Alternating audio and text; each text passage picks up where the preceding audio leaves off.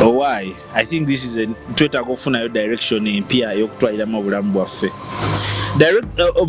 Mu intro yo ogambye omuntu omugumiikiriza kunze nyinza okweyita omugumiikiriza because sometimes I know okuwininga ekintu kyonna olina okuba olina okutoninga down n'okkiriza ensi ekkubeko ku kibooko because whenever ensi wekuba ku kibooko engeri gy'osobola okuyiga engeri gy'osobola oshapingamu obulamu bwo bulooka zonna basooka ne bazikwata ettaka ne balinyiga ne bayiteeka mu katiba obo bonna buba bulumi ne balikuba ne balyokya okulijjayo okuteeka ku kisenge olabe nti bulooka yiiyaawo ng'ewedde eba eyise mu bizibu meaning w'otayita mu bizibu ebyo byonna you can't be that man you want to be.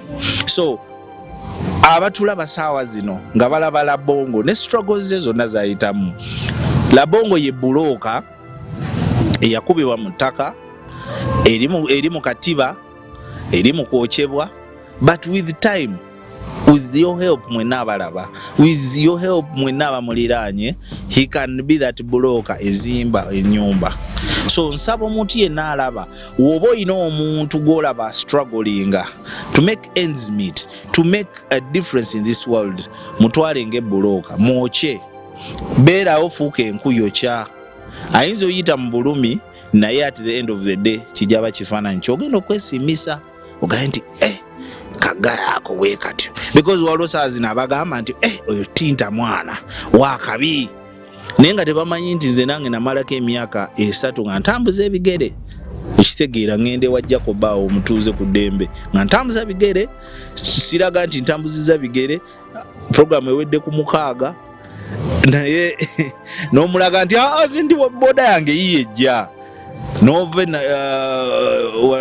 nakasero nodda paka bwayise mu Kimumbaasa ku bigere ku saa 6. So abamanyi haseeyo ebyaddala omuntu wakutunulira nga tosose mu bulire ebyo byonna agamba mwana gayi wakabi naye nga baatwokyako baatuteekako mu butiba baatunyigako. So okuva mu picture gye balaba right now mukawaayirako kennyini njagala tusinziire ambeeko n'enteekateeka gye nkumenyamenyera. Waliwo mukwano gwange bwe nali nkuba music oli bwe twabeerangamu natuuka ekiseera ne ndaba ng'obuweereza bwange tebukoma ku music oyo ne ngamba Rabongo yaani Rima Sam yaani ne ngamba ddala ensi eno ngenda kugivaamu nga mpemudde bw'omuzi bantu nga nkunamidde bantu mpumule bwentyo kiki ekiddako nga maze obbakunamira ne ngamba no nina nno okukyusa mu lugendo lwange nenza mu inspirational music nenza mu reggae music nengatako no ministry eno gye tulimu wansi wa umbrella ministry eno gye ndimu nina baganda baffe abali obubi bentuukirira mu society wano n'abatwetoolodde mpola mpola okusinziza Katonda engeri gy'abannuŋŋamizaamu n'ekisa ky'abantaddeko. Kakati waliwo omulasitoomu true story, waliwo omulasitoomu bamuyita Kakole ali popular nnyo mu Makinde wano. Mbadde mulaba bulabi naye olw'okuba nti mbadde ntambulira nnyo mu makubo g'atambuliramu story ye yankutteko. Yagenda n'afuna kansa w'omu byenda, abasawo ne bamusala ebyenda ne babiteeka wabweru, nakati bikyali wabweru wenjogerera. Kakole takyalya eddagala lya erimubeeza wangaye buli kacupa ka 45 akakola weeks 3. Kakole sente zimuwedde kwati omuntu dokita yankubidde nga bamugobye mu rumu yabadde ali yankubidde olwokuba dokita yabadde angoberera nanga Rabongo ndabo oyina engeri gy'oteekateekera bannaffe abanafu nobaako n'engeri gy'obasakiramu mbadde nsaba onyambeko Kakole nalabye nga kesi ya Kakole nange nsusseeko nengamba sijja kugisobola kiri kyekintu mwoyo yangambye bw'atyo munanga nayo naagisobola nengamba oyinza obutagisobola Kakole yeetaaga sente nnyingi of which platform yo zetasobola kukola ki kugeneratinga kubanga si y'amaanyi. Kakati nenkubira mikwano gyange bensuubira nti bo balina ku platform engazimu bwe nazo okukubira yangamba nti abantu tebakyagala kuyamba sityakola stories za kuyamba bwe nazeeko okukubira yangamba ebintu byantiisa nnyo nsaba biraga abantu bange byantiisa nnyo bwe nazeeko okukubira omulala abo nanno ba top journalists abalina YouTube gundi ez'amaanyi abantu ze bagoberera bwe nazeeko okukubira nangamba ebintu mbirabira bongo bitiisa nekanda bye tusobola okukola. Tananze amna egwe nkyaliko atisi ye nina essuubi nti bwe mulemera kajja kukola ki kwanga mikatula bye tusobola okukola. Awo nno olwa feedback eyo gye nafunye akawaira kwe njagala okuyimirira ngambe nkubuuze, oli munnamawulire, oli musajja ali informed, musajja omugumikiriza abaddewo amanye embeera, lwaki abantu tebakyayagala kuyamba? Problem ki eri ku bannayuganda? Okay. First things first, kansoke njogere ku kiri jeno. Abantu tebakyagala kuyamba because of the economy. Embeera abantu bali bubi. Tinta, sokoleke Tinta. Nzija abantu bali bubi okusinziira woli. Because bagamba woli wolabira omusana eki. Okusinziira woboli wotegeera nti ebyaddala bali bubi.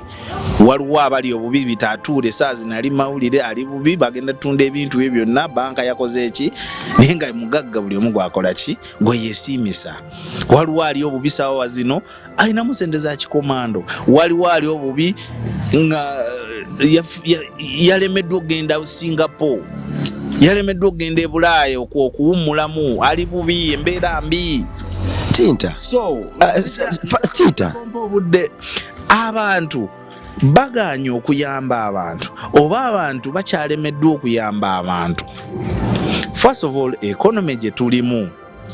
Ekyokubiri, abantu abayambibwa bwe bamala oyambibwa beerabira abantu abakoze eki ababayambye. Buli muntu olinaga nti bangi abantu betufunidde emirimu, olinaga nti Tinta yanyamba okufuna omulimu ogwo, wamala ogufuna ate nze gwalabanga ki nga mulabe we. Omuntu oyo oba oyagala asigale nga akyayamba, niwe yaba yali agadde okuyamba agamba nayamba kisa kye, we yamala ofuna omulimu nankuba olukokola. Ripple effect eva ku muntu oyo gwe bayambye. Abantu tebakyayagala kuyamba because abantu tebasiima, abantu bankwe, abantu babi, abantu babi, abantu balowooza nti Tinta I'm entitled to help, nti lwakuba Tinta radio presenter balowooza munene ayina sente, tebamanyi bizibu nange byenina. Waliwo abantu no Tinta tugene waliwo points kituufu kasoko simbe wakati awo. Waliwo points zoleeta nga nandyagadde olw'obutabuza atugoberera n'olw'obutamuleka nnyo tusimbewo kakati mbeeko ne kyenkubuuza. Tinta, kyetaagisa ki omuntu okuyamba? Mutima. Tinta, waliwo ekipimo kye bagamba nti gwe bw'oba osusse ekipimo kino okkirizibwa okuyamba, gwe bw'oba oli wansi wa kipimo tokkirizibwa kuyamba. Tewali obwavu ddala ekeesi lwaki abantu eyinza okuba emu ku keesi lwaki abantu bakyagala kuyamba. Yesebo. Tinta, lwaki omuntu alina essaati ennya bw'alaba omuntu atalina ssaati akubira omulango omuntu ali ebunaayira gwasuubira nti ayaka alina amasaati 10 ayamba oyo gwalabye ng'ali bwereere. Kino kankikuwe worldwide obuyambi bukendedde. N'abantu abali basuubira sente mu GoFund, Canada, US, wawa obuyambi ebyaddala abantu economy okuva mu COVID ebintu byakwata. Okuyamba guba mutima, yes, naye n'obusobozi kikulu. Kubanga nze wenzijjawo essaati yange nenjikuwa ng'enkya sigenda kwambala oba mba nkola ki? Okitegeera? Wembamu n'ekyebiri nenkuwa omutwalo nga nze nsigaza mutwalo gwe eshuwa yange erasiti nze mba ngenda kukola ki? Abantu ennaku zino tebakyayagala kuyamba because baba bamanyi kuyamba kwejalabya oba olina. It is the thinking of the world right now nti people think okuyamba ki oli abaalina nnyo. Nze ndi wano kubuulira gwali atulaba nti okuyamba teweetaaga kubanga olina nnyo. N'akatini k'oba olina you share a little nebiba bigambo oba oyambye, negaba magezi oba oyambye, ne kuba kupostinga kati issue nga yo n'omwana kakole newo posting ekifaananyi kya kakole. Nze juzi nadde ndaba MC Kisaati Kisati ngamba Tinta njagala tukole interview biki ne mngamba Kisati interviews zinogenda zikola ziyitewo, but putting out your message out kisinga obukulu. Kankukolere poster nze mbere nga nzijukiza abantu bange nti why omwana wa Kisati yetaga sente ali bubi. That is the issue. Omutima ogwo naye abantu bangi nnyo ba YouTuber baba TikToker storage coverinze eyiseewo temukoledde views eyo tagenda giddako. Kakati Mr. Tinta bana abantu abayamba mwenga mmwe abantu abamu mubeera n'emitima gyammwe mukwata abantu noga nti ono alina ekizibu kumbe muvugirako fayiro. People omuntu yenna tayagala kuyamba. Kanku example Zuckerberg wa Facebook si asinga shares mu Facebook naye musajja mugagga fe tumutwalanga one of the billionaires. Naye Zuckerberg lifestyle yo gimanyi lwaki ninga mugagga obulamu bw'obumanyi mukyala w'omumanyi naye ffe toyina kyoli twakoze embaga twakoze kiri nvuga kino nvugola ki weeraga toyina kyoli weeraga oyagala olaga abantu nti gwasinga. Zuckerberg guy wa company I think yali Tidal babera mu busaati saati nga bweti CEO ngali mu kasaati bwa not because taina sente zigulango ye designer shoes n'engato n'ebisigadde nakiraba. That is not the issue. So Rabongo abantu bagezaako okuyamba ababalina omutima naye mmwe bebawa sente sometimes temuzituusa mugitwalanga project nti kakole nk'olukumi kankubeko miliyoni emu ebbiri afune ate anaagamba nti ki wani accountinga ani ali awo okola audit nti twawaddeyo miliyoni 5 teri kyovola abantu agamba nti nze audience yange ebyo tebyagala. Audience yo wagijjawa. It is the world we are serving. So abantu abali eyo abantu baluzinze hope mu bantu bano betu donating. Kyovola nze natula wansi ne creating a platform bagiteyo Hazus. It is a crowdfunding platform. Trust kyekisinga obukulu ng'omuntu akuwa sente ze. Trust eyo erivaawo abo bonna ba YouTuber boogamba ne bali kuteekayo emirundi 8 teri alikuwa sente because bamulabye agenze Bulaya agenze wa ali mu bulamu Dubai ali mu bulamu America ali wano tafuddeeyo okitegeera tafuddeeyo. So I think it is high time bana abantu abasaba obuyambi nabo batandika okukozesa amazima because at the end of the day people are losing out. Nkugambye first of all economy, ekyokubiri mutima, ekyokusatu abantu abasaba obuyambi they are living an extra balinga basumba musumba katuzimbe chachi ogenda omulala ali mu kawumbi emmotoka ya kawumbi yazimbye amaka egindi yakoza balinga bannabyabufuzi. So at the end of the day they are not helping the common person, tebayamba muntu.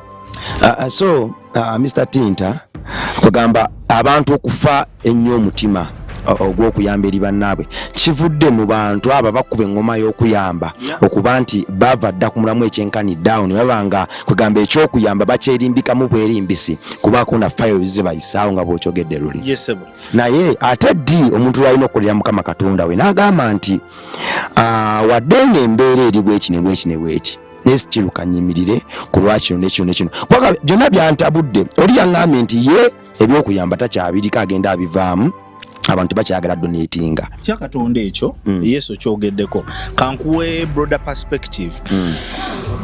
World Bank weweereza sente mirundi emeka gye tuwulira nti zabbiddwa eza sirimu ezaki mingi okitegeera. I think it is a very big disease mu Africa. Kakati Tinta nkyembadde nsaba ekyakatonda soke tuveeri tudde ku wanu no nkuwatika example kubanga ojja kwesanga for instance ekyakatonda nkiddamu bwenti abantu alina okulira ku Mukama Katonda abantu bangi abantu kanjikole ku lwa Katonda kati kankubuulire tokkirizanga omuntu agamba nti nkikolera Katonda tokkirizanga omuntu agamba nti nina faith mwenkikolera nti obaffe tuli basawo baganda jjajja gundi yaŋŋambye kuba teri muntu akola kintu nga talina kyasuubiramu waliwo abakolera just my brother kizibu nnyo omuntu okukola something nga talina kyasuubira buli muntu yenna ali yalaba waaba alina charity gyakola oba okuyamba kwonna kwakola aba alina kyasuubiramu mu basiraamu olumu zibampeera naka kantoleza kanfune empeera kyetolera ku Mukama Katonda waliwo egambye nti ddira okola kwa Katonda wo ekya Mukama Katonda kyatuuka ne kifa abantu bakyerimbiseemu nnyo awo abantu bakyerimbiseemu nnyo kyovola mu bitabo bya Bayibuli bagamba nti waliwo essaawa weetuuka nga bannabbi ab'obulimba baani bonna basusse. It is the time we are living in. Kyovola abantu ne hope n'essuubi lyonna liweddewo. Omuntu agamba nti Tinta mulwadde mpa namba ye, njagala kwogera ne mukyala we gwe njagala okwogera naye, gundi mulwadde ani oyo kakole lasita kakole oli naga njagala tuuka mu ddwaliro. Olowooza abantu baagala lwaki batuuka awo? Because the faces we created as the Tintas nti balowooza Tinta ali mu kamera tasobola kubba. Ate fe abasinga obubbi Tinta alina erinnya tasobola kubba, fe abasinga obubbi. Okitegeera? So abantu kati ekya Mukama, I'm telling you, kabe banaddiini batini, kabe banabyabufuzi batini, it takes someone to have a big heart okuyamba. Era abo abakikolera Mukama kyova olaba oli agamba kasana muwa oba baazirya it is okay balye. Abantu kikyo baddaawo kuyamba kuwa nti Rabongo foundation njiwadde oba bayambye oba tebayambye baana, it is okay. Ye omutima gwakoze eki. Nze nina Abapakistani buli lunaku olukulu mu ggwanga lyabwe bampeereza ennyama y'embuzi, embuzi 2 naga nti ziziwa abaana ba charity. Obamba wadde oba sibawadde gye baagala mmanya, naye we mbaweereza ku bifaananyi ate kino nakyo kibasanyusa akakana. Je omusajja ebintu byatuuse, okitegeera? Mukawaayirawo kennyini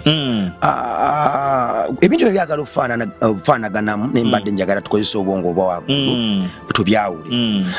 Tubadde tuli ku bantu abali eri kaka tudde ku bannayuganda, konsetunye nnyo ku bannayuganda bannaffe, kubanga nze nzikiriza maama Uganda wewaka yensi yaffe kyagenda kuddamu kulaba walala. Tosobola kulaba Uganda Kenya, tosobola kulaba Uganda Tunisia ne bwogera n'otambula otyo okumawo okumaliriza okomyewo kubanga Uganda eryemu. Lwaki bannayuganda ebintu ebyagala okufaanaganya nga tukozesa obwongo obwa waggulu tubyawule?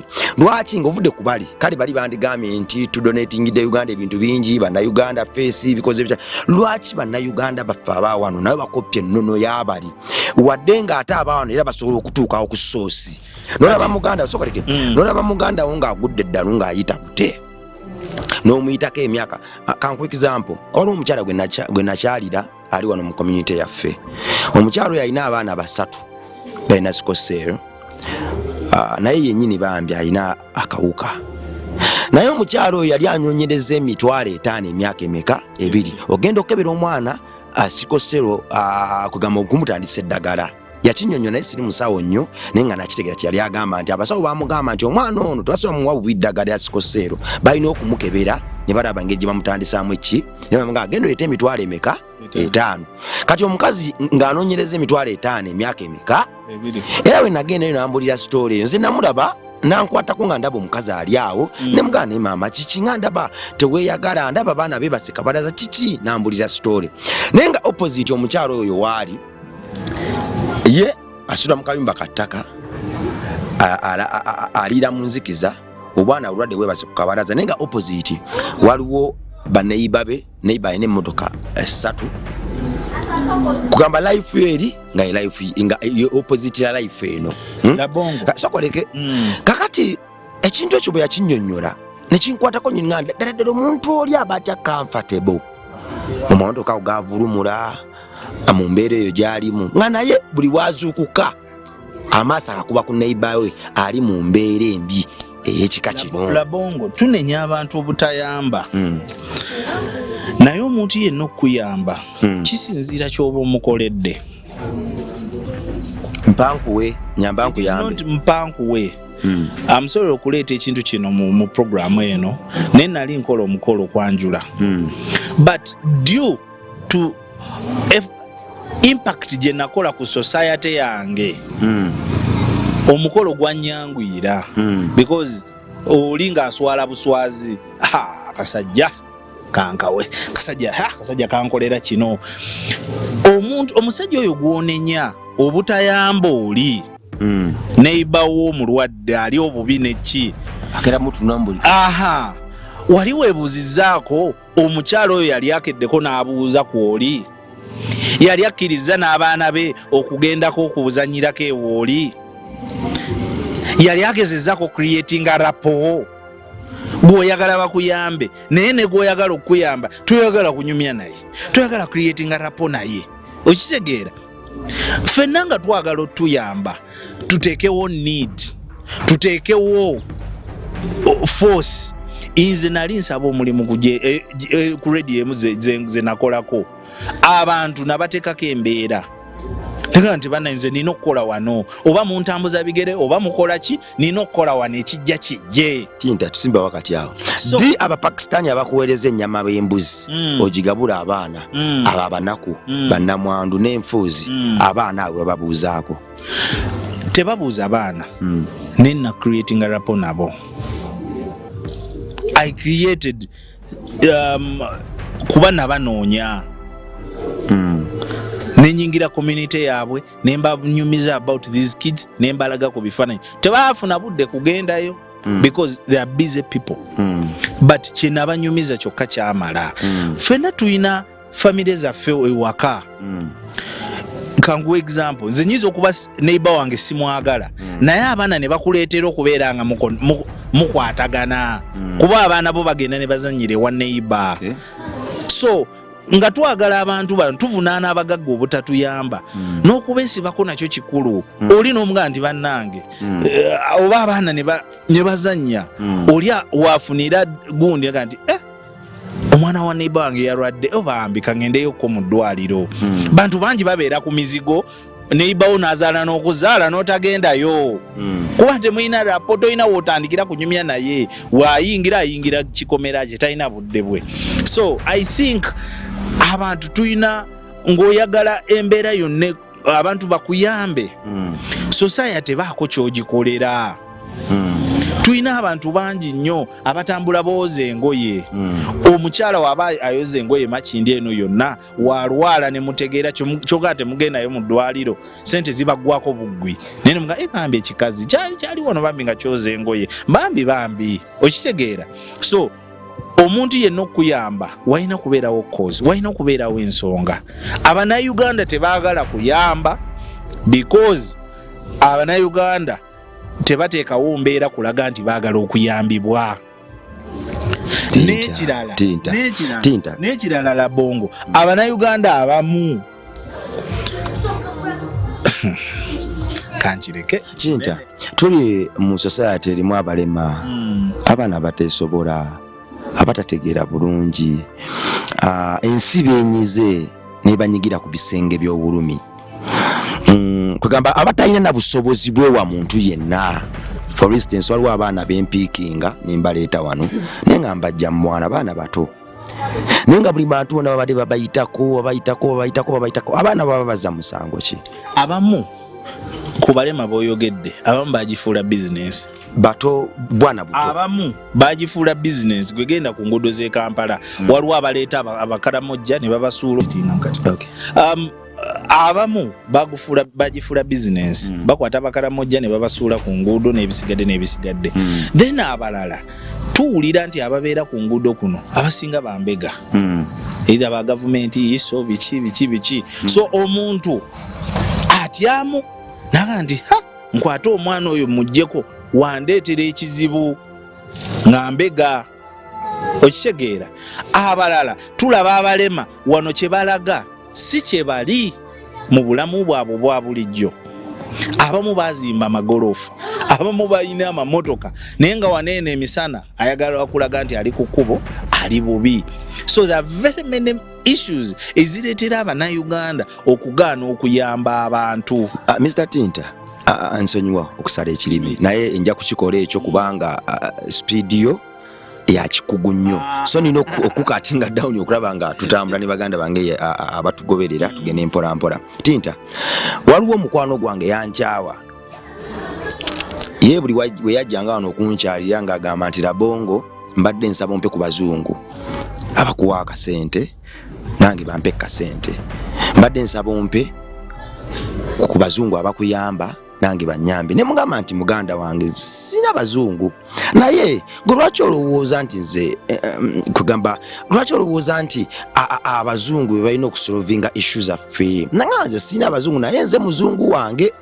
Nga naye osobola okuba omuzungu wo nga kye nali ntegeeza mu ekyo nti tolinda muzungu kujja kusolvinga mbeera ya muntu gw'olabanga abonaabona. Nawe osobola okuba omuzungu w'oyo omuntu abonaabona ng'otandikidde kwa akatini k'oyina.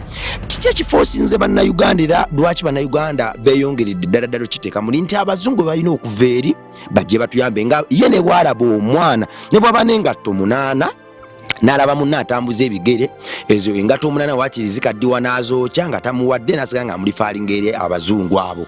Lwaki Bannayuganda embeera eyo bajjudde nnyo mu mutwe? Kiva ku ki? Nakyo kiva ku kiri nti bwe bawa obuyambi tebabutuusa. Ekisooka ensi yaffe eweddemu kye bayita obuntu. Abantu tebakyayina buntu, abantu tebakyayina nsa. Tinta ekyo sokoleke Tinta ekyo tukinyeneze kwani kubanga kiki nagambye waliwo nagambidde sokoleke Tinta njagala tuteme ejagenda. Abantu tebakyayina buntu. Mu buntu buno waliwo gye bayita empathy, waliwo gye bayita okuba n'obukulembeze. Ebyo zonna ziba characters za buntu. Okuba omukulembeze toyetaaga kuba Museveni oba ki oba ki. Empathy eyo, okuba n'obugumiikiriza, okuba n'obwetoowaze. There are very many fundamental issues eziforming omuntu. So ebintu ebyo sometimes bigenda bikyuka nga biva first of all upbringing y'abantu. Inze nakulira maka g'Abakatuliki. Anko wange father ye yankuza. Era Reverend Father Norman Sereko. Nakulira maka ago nakulirako ne mu seminary. Nayigayo nnyo eky'obuntu ekyo. Era nze at the age I think starting of my media career natandika na charity kuyamba ku shining a light ku balwadde ba cancer because babatwala ne babasuula eyo netandika ku shining a light ku beetunde bwayise ne baga nti bana abawala abeetunda baganda baffe but otubafunirayo bye bakola tomanya ekibatawanya sente watunga ku kyalani n'atunga ku ki tomanya afuna kasente ne kamujja mu ki mu mulimu ogwo gw'aba alimu. Upbringing yaffe kikulu nnyo. Society mwe tulivinga kikulu nnyo. Ne economic world gye tulimu n'ebyobufuzi engeri gye tubirabamu waliwo abantu nga bo baba bakuza balina famire zaabwe nga bo tebagaba. Olaba tubeera bubezi na mukyala waka n'agamba oyo mwana wange mukodo. Mwana wange nga mukodo nnyo. Nga yeewanisa omwana w'okuba omukodo. How can you tell me nti oyo mwana asobola okukula n'ayamba? Nze nina neiba wange omwana we baga omwana we mukodo naye omwana wange namuyigiriza tasobola kulya kintu era ayogera erinnya ly'oli. I'm sorry to say omwana amuyita wawa. W'omuwa emmere bw'oti nga wawa ngagamba emmere ya waawa eriwa oba balidde oba tebalidde omwana wange ayagala emmere ya waawa. W'omuwa ebitaano agamba sente za waawa, meaning nti posture gye nkuliza mu mwana wange ajja kukula ng'ayamba ng'alina omutima ogwo alina obuntu. So ekyo ekyabantu okulowooza nti abeeri be balina otuyamba, ekyabantu okuba ne waba n'empale 15 n'ayita ku oyo ayina emu ng'erimu ebituli, ekyokubanga kwegamba tebefiirayo endowooza gye balowooza yeeyo nti abazungu bajja kutuwa kivudde mu ngeri abazadde gye bateeseteeseemu. Abazadde abaatuteekateeka nze nina omutima guno gwe nnina not because nti neesanga bwe nti nze nakulira mu families nyingi masajja nakulirako mu bagagga nze tolina kifo kya mu Uganda kyesimanyi nakulirako mu baavu mu Kimumbaasa. So I know what it means to be poor and to be rich.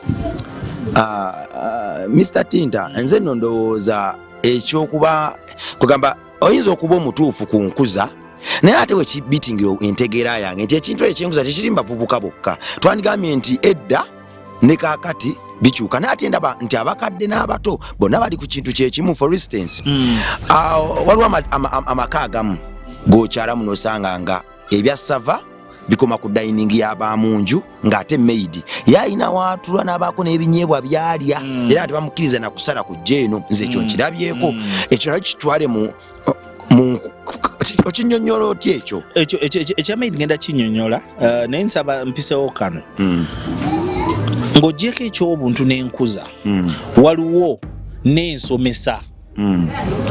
Baatusomesa nti abazungu be bakola ki? Be bagaba obuyambi, be bagagga, be banene, be ba Almighty. Olaba ne River Nile abasajja baffe gye beezuulira baajeewa nti be baagizuula. Ebintu ebisinga wano mu Africa abantu bali baabiraba dda naye bo ne baga nti kino ne batuggyako eddiini lyaffe ne batuwa eryabwe ne batuggyako amanya gaffe ne batuwa. So we are brainwashed to show that abazungu be balina okutuwa obuyambi.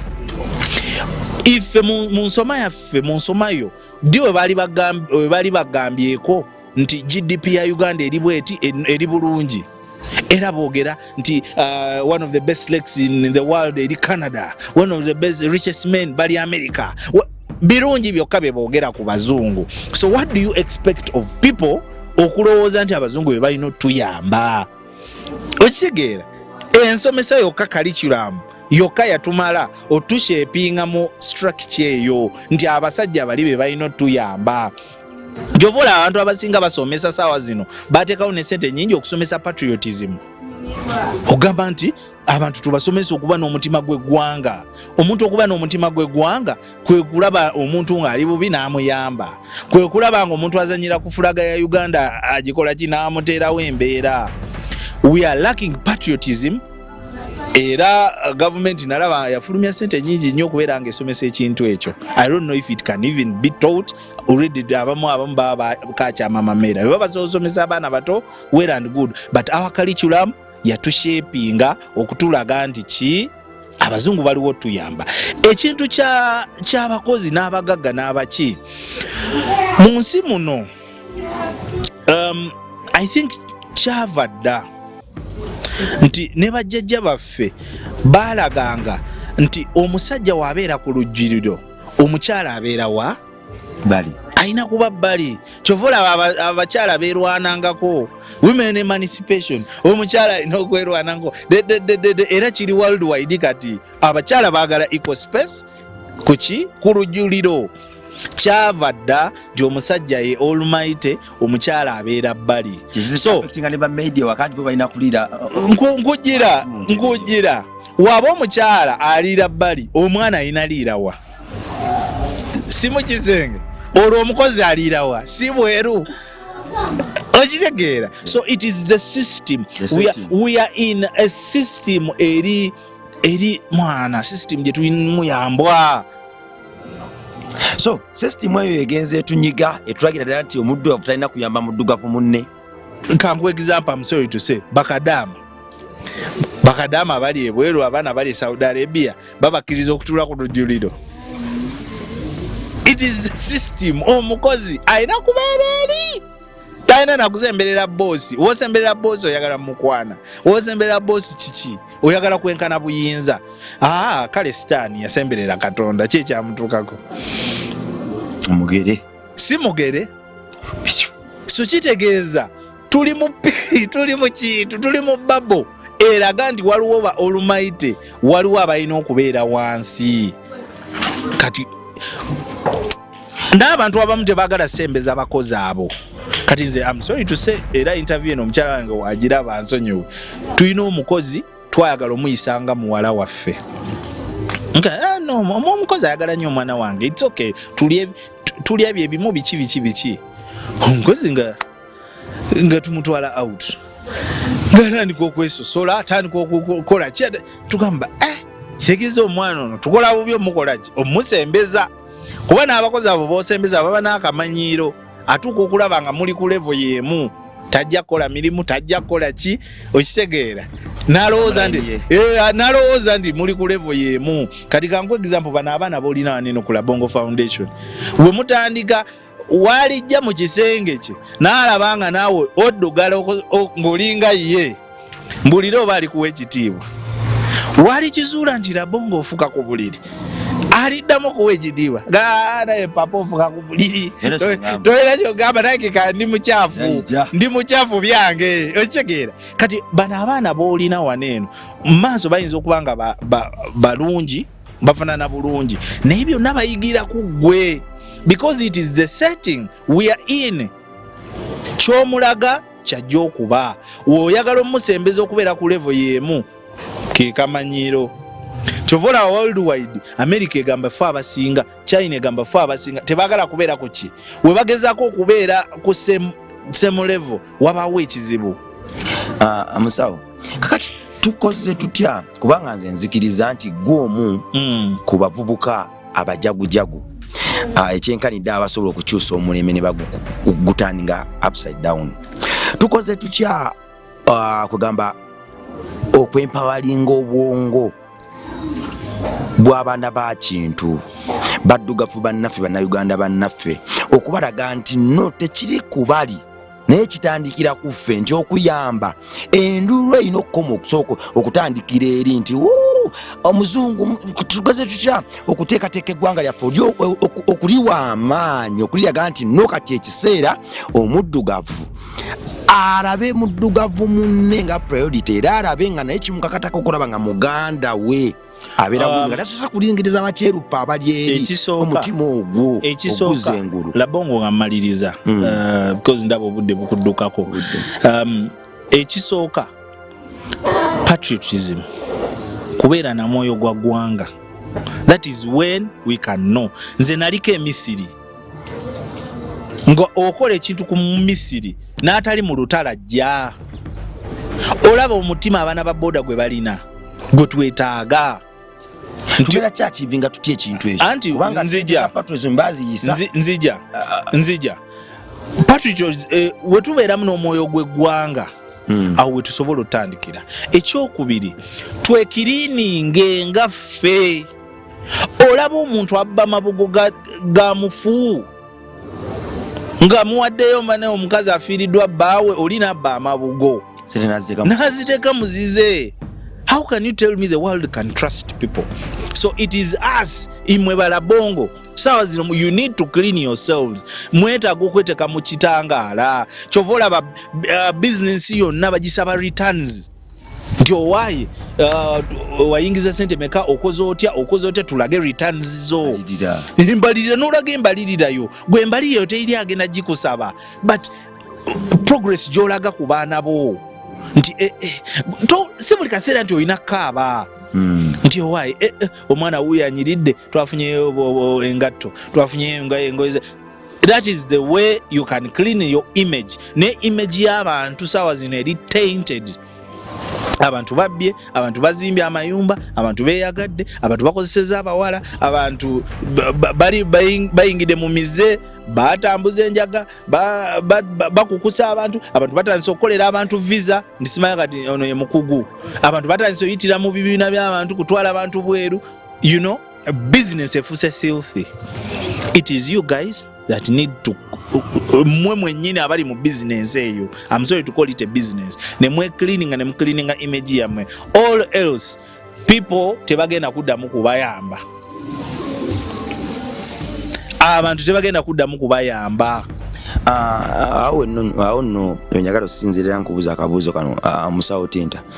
Tukoze tutyo kwachivinga gundya patriotism eyo kubanga tugezezaako baba ndabye government etaddeho ku nteekateeka mu masomero abaana budget ezifulumiza naye tikyaganye olabanga munnayuganda ate kino nno this is a reality munnayuganda ayimirira kati raganza okusanga munnayuganda e Dubai Saudi Arabia e London mu America nsanga omu Nigeria era bwe nsanga munnayuganda nze neekweka ekintu ekikoze kyo kyakivinga nga bwe ngambye kwekirininga tulina okweyozaako tulina okudda ku drawing board tutya tulina okudda ku drawing board ng'abantu abali mu system ne tugamba because mwana oyogedde ku ky'abantu okusanga abantu nina omuntu omu yali Bulaayi sigenda kwogera nsi kyali wange omu namutuukirira owaye kanjogere US owaye njagala kujja mu US eyo biki oli yamugamba sooka ogula invitation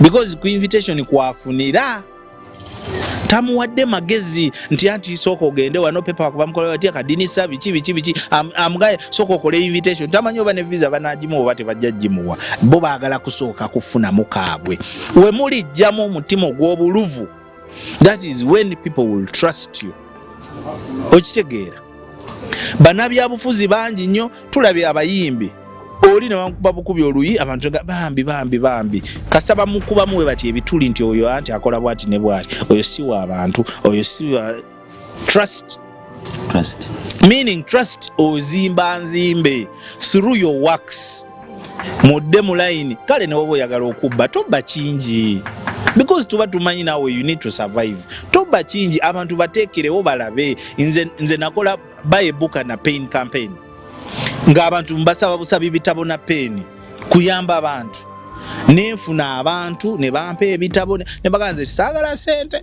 mumpe ebitabo ne bampa ebitabo bulungi we babimpa ne mbidonatinga gye nabidonatinga abantu ne mbaddiza feedback one on one nga owayen ebyatu wampa ebitabo 5 ebitabo byo nabituusizza nabiwadde abaana baabo engweza n'ebifaananyi kati oyo woddamu musaba kyokka ntasobola kuyamba chovola nti nze nkubulidde ku kyange ky'omukolo people helped me because of the trust I've been building over the years mukawaayirawo kennyini nno njagala okuyimirira era ngambe nti weewaawo gwe munanga abadde atugoberera abadde atulaba era atuwadde obwesigwa nsaba oleme kubirekaawo bisheyalinga ebikomentingeko era birayikinga biwa amaanyi byeyongereyo mbadde nsaba nnyo mukama mpa obusobozi nkomewokko ku platform eno Omusawo Tinta njagala nnyonnyole ku app erigi yatandisewa app